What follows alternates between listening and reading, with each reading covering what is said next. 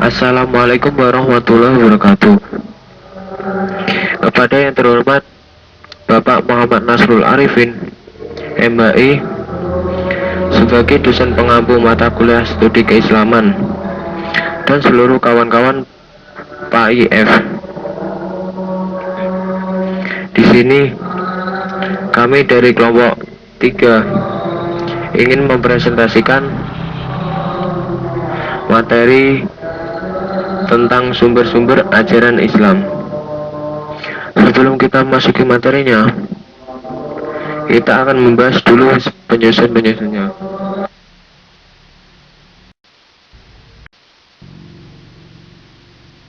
Yang pertama, Asmaul Hasanah dengan NIM 1262012010034.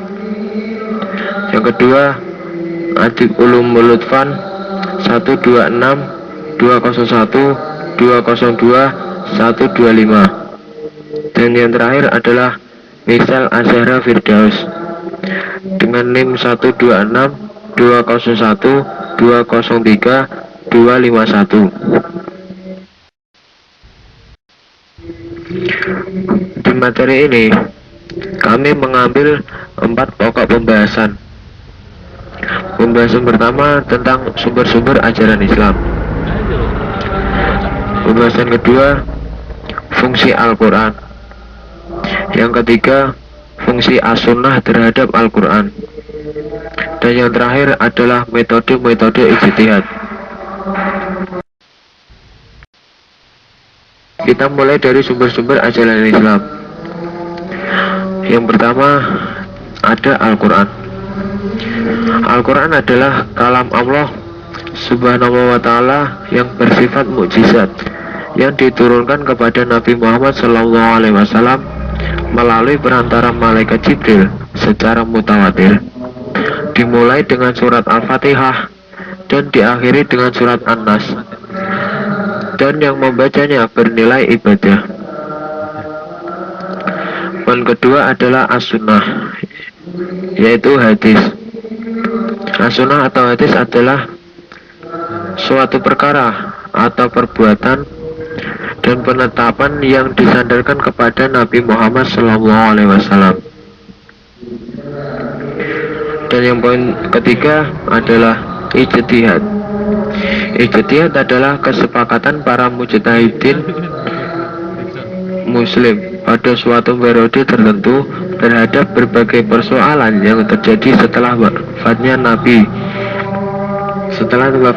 Muhammad SAW untuk menetapkan hukum syara atas berbagai persoalan umat yang bersifat amal. Assalamualaikum warahmatullahi wabarakatuh.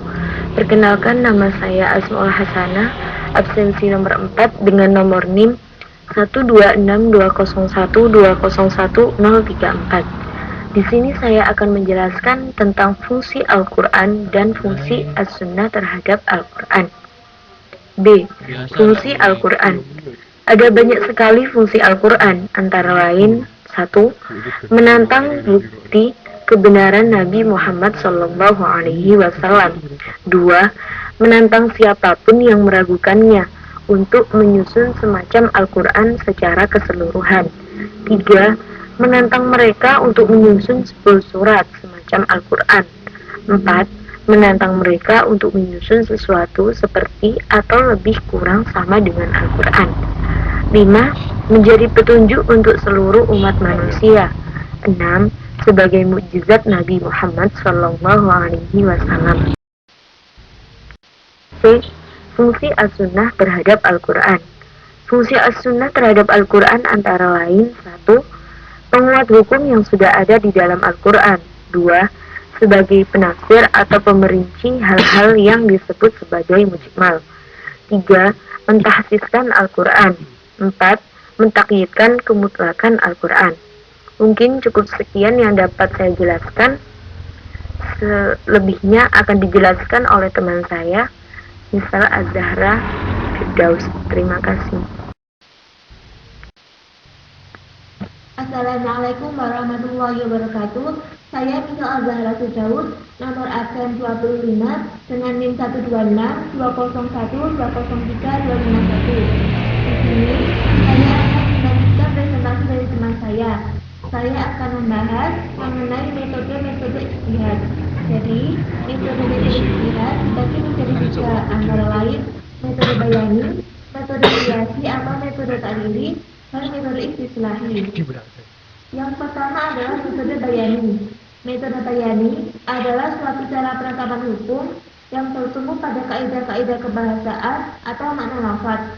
Metode ini memberikan cara pemahaman suatu nas, baik Al-Quran maupun As-Sunnah, dari berbagai aspek yang mencakup makna lafaz sesuai bentuknya, makna lafaz sesuai pemakaiannya, analisis lafaz sesuai kekuatannya, dan analisis dalam suatu lafaz. Selanjutnya adalah metode kiasi atau biasa disebut dengan metode ta'lili.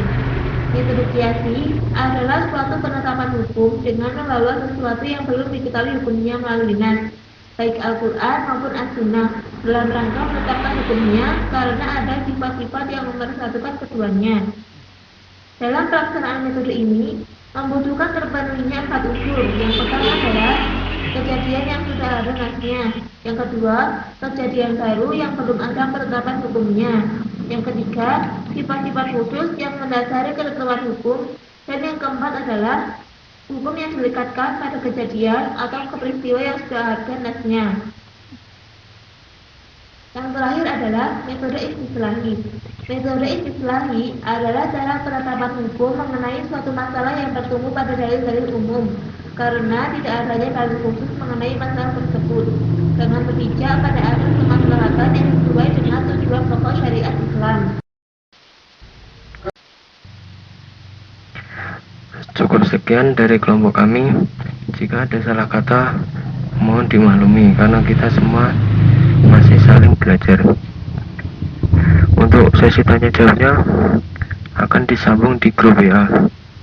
Wassalamualaikum warahmatullahi wabarakatuh.